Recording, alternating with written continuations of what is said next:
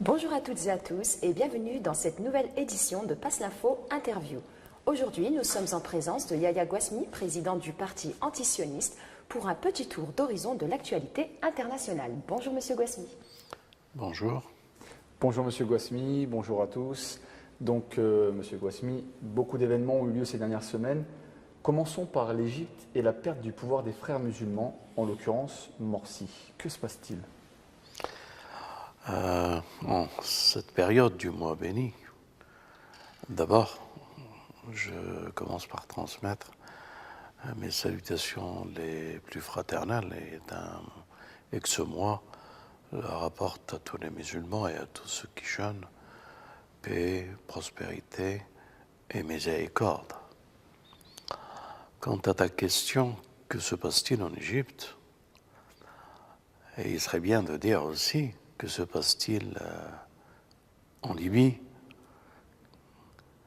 Les printemps arabes, que se passe-t-il en Tunisie? Que se passe-t-il au Maroc avec la démission des 4 ministres marocains de ce gouvernement qui se dit islamique, de ces printemps arabes?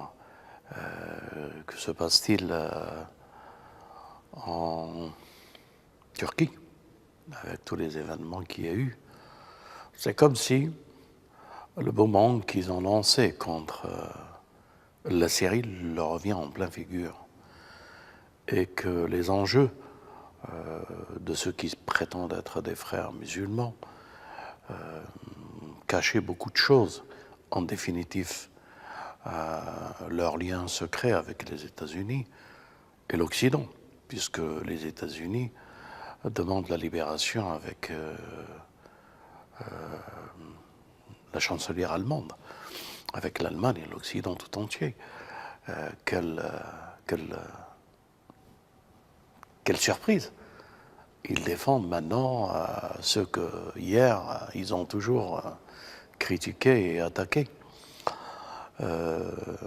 Si tu veux qu'on revienne sur l'Égypte, eh bien l'Égypte passe en épreuve la plus dure, et ça sera encore beaucoup plus dur. L'armée a pris le pouvoir après ce qu'on peut considérer comme un punch, coup d'État, mais qui peut être interprété différemment. Une alerte que l'Égypte allait vers quelque chose. D'ailleurs, dans leur déclaration, je crois que l'état-major égyptien avait dit que l'un des principes pour lesquels il intervenait, c'était la coupure des relations et d'avoir chassé l'ambassadeur syrien d'Égypte. C'est surprenant.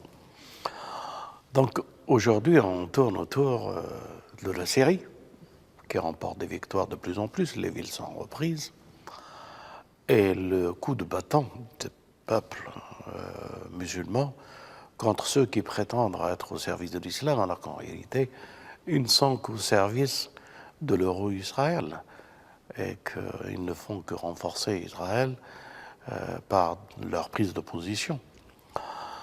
Donc l'Égypte connaîtra encore de mauvais jours. Elle est sue et incertaine. Ça peut être une guerre civile. Tous ceux qui ont exporté leurs militants islamiques en Syrie, eh bien aujourd'hui, il y a des groupes islamiques qui préparent pour qu'une confrontation militaire à l'algérienne. C'est le scénario algérien qui apparaît en Égypte, avec le contrôle de l'armée, et puis avec une résistance qui partira et qui tombera dans le terrorisme, dans ce qui est le plus dur à vivre pour un peuple qui ne demande qu'à vivre en paix et choisir ses élus pour le représenter. Donc nous sommes dans un tournant et un glissement vers... et la Tunisie, c'est pareil. La Tunisie pressant le glissement vers l'exemple et l'histoire algérienne avec le fils. Donc tout de suite, les chancelleries occidentales Hollande, en conséquence, en allant en Tunisie et en parlant de démocratie et de l'islam, faisant une éloge à ceux qui arrivent au pouvoir en Tunisie, aux islamistes, fait toujours quelque chose que les peuples ne comprendront pas. Comment ça se fait que maintenant, ils ne soutiennent que ceux qui sont leurs alliés, pour dire les choses tout simples. Alors, nous sommes devant deux forces qui s'opposent et l'issue est incertaine pour les printemps arabes, ou je dirais les enfers du monde arabe. Bon, maintenant, il faut enlever le printemps. Quelles pourraient être les conséquences pour l'US-Israël de ce retour de bâton? Eh bien, elle se réjouit de la faiblesse du monde arabo-musulman. Et elle a dans son hégémonie des programmes, des cibles. Dernièrement, il disait que Netanyahou disait qu'il n'attendrait pas après les États-Unis qu'il frappera le premier à l'Iran. Ben, nous, on attend que ça. Ben, vas-y, frappe, qu'on en finisse avec cette entité sioniste. Et l'Occident, comment qu'il réagira? Politique de l'Autriche, il ne verra comme Dajjal qu'avec un œil la situation. Mais enfin, ça craint. Et pas pour nous, je veux dire, pas pour la résistance.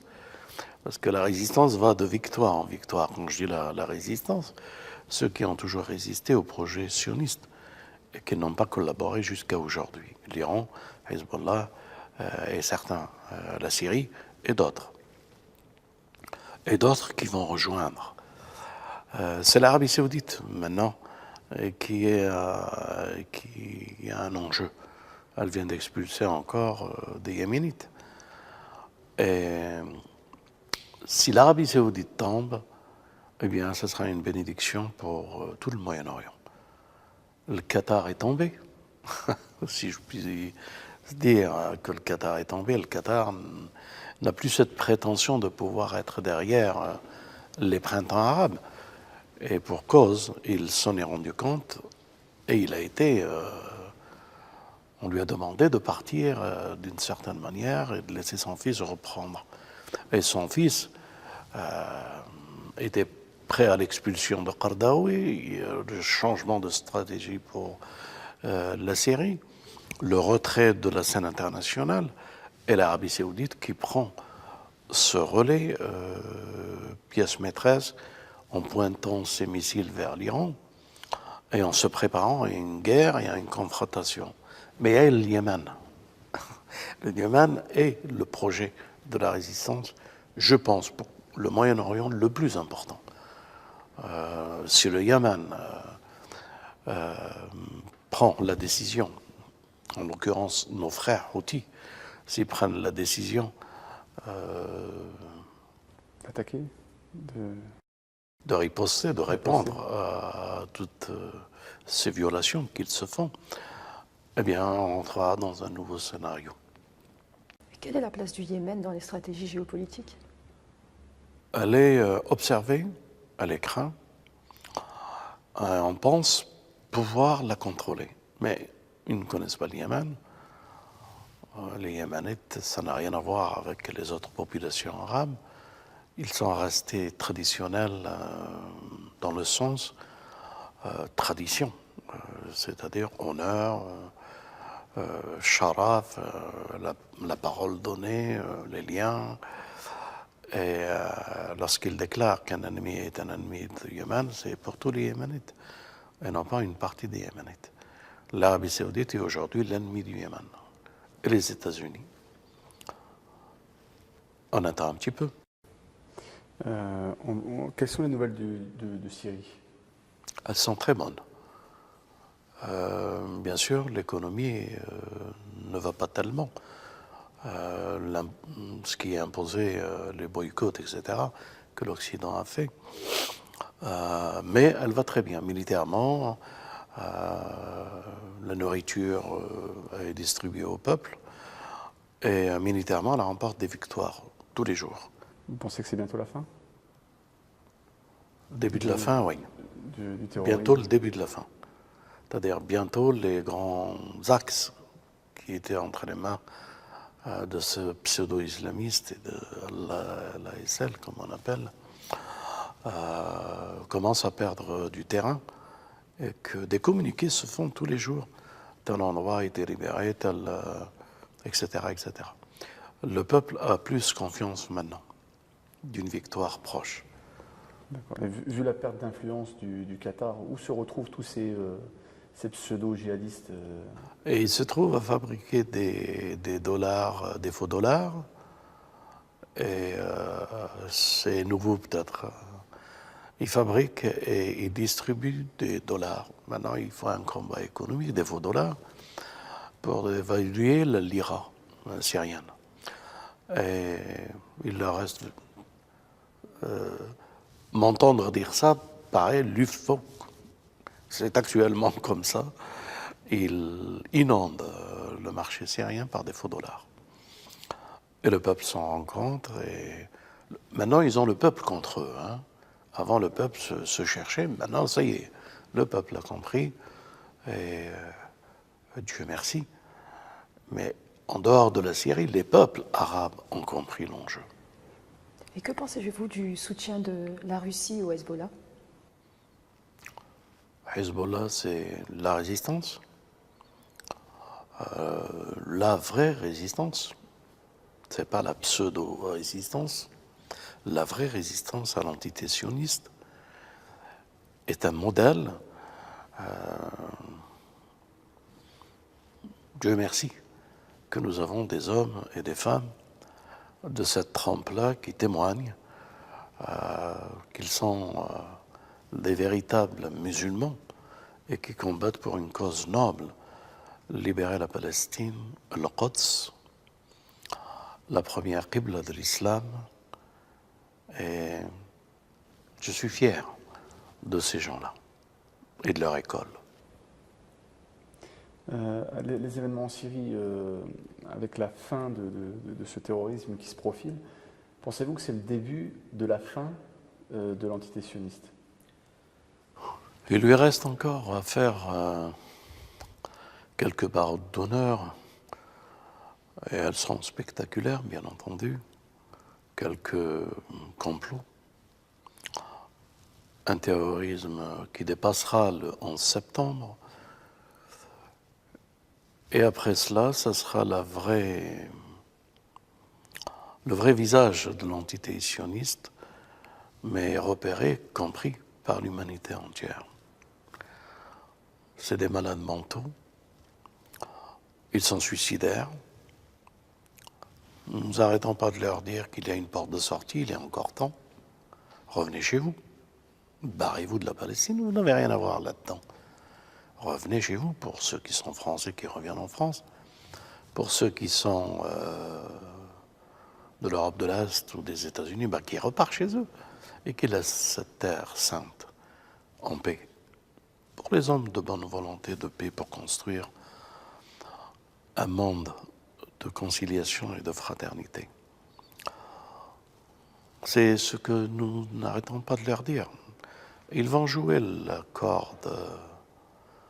Ils préparent une armée assez spéciale qu'on appelle les vendus d'Israël. Ce sont des Arabes israéliens, de Russes et autres, pour se préparer à la frontière du Golan, et que c'est la première qui sera pour le Liban, avec une nouvelle stratégie militaire offensive, puisqu'ils ont échoué tous les autres, et ils pensent que leur calcul va les amener à un résultat qui donnera de l'espoir à l'US Israël. Et je crois que c'est la dernière chose qu'il leur reste à faire. Sinon, Ponce Pilate l'Américain se lavera les mains. Merci. Est-ce que vous souhaitez ajouter quelque chose? Oui. Quelque chose en plus pour dire que l'hypocrisie nous surprendra encore beaucoup plus.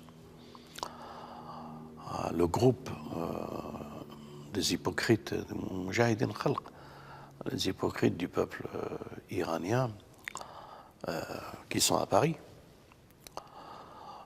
viennent de dénoncer l'Iran en propageant des mensonges, en disant que l'Iran, dans le nord de Téhéran, il y a quelques années, ils ont construit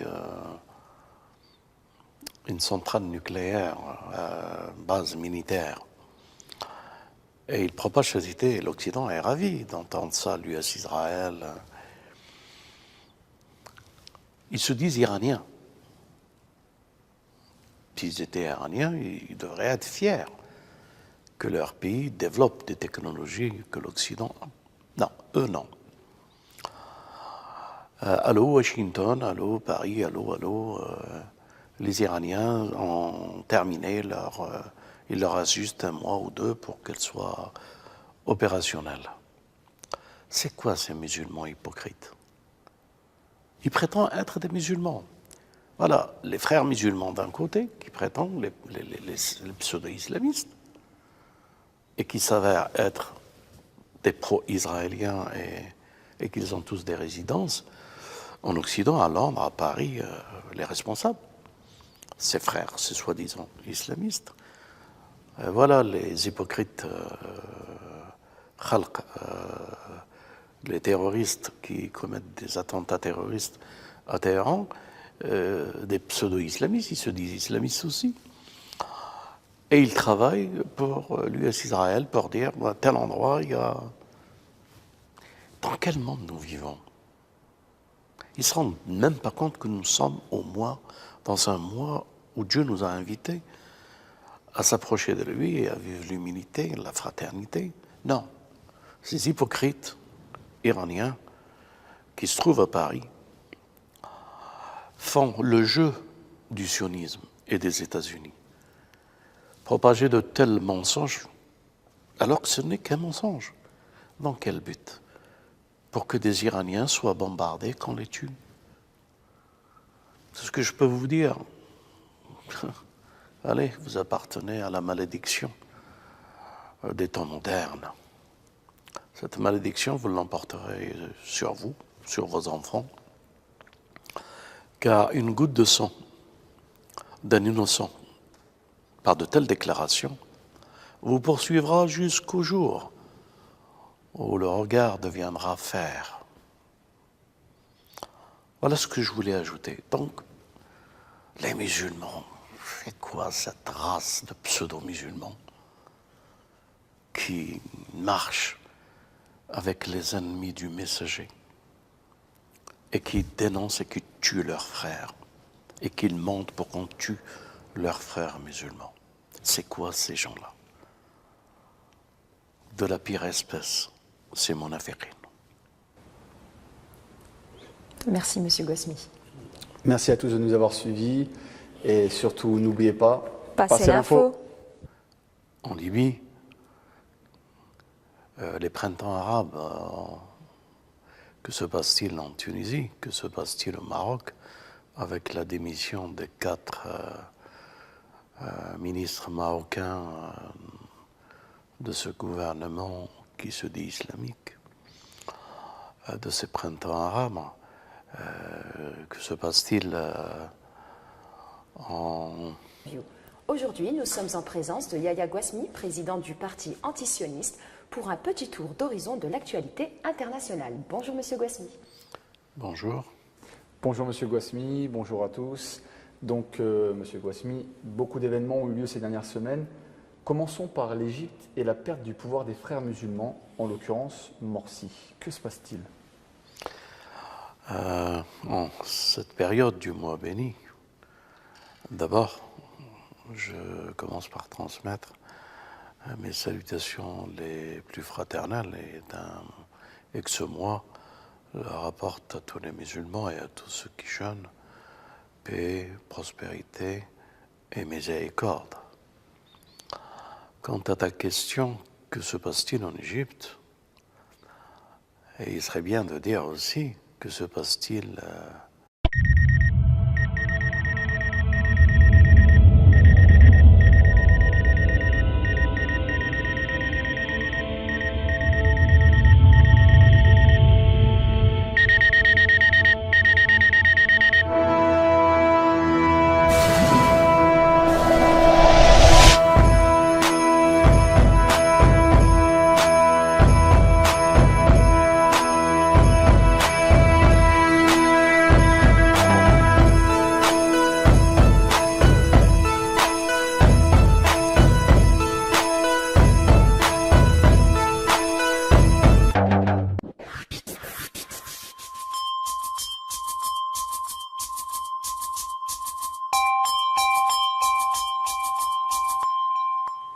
Bonjour à toutes et à tous et bienvenue dans cette nouvelle édition de Passe l'Info Interview.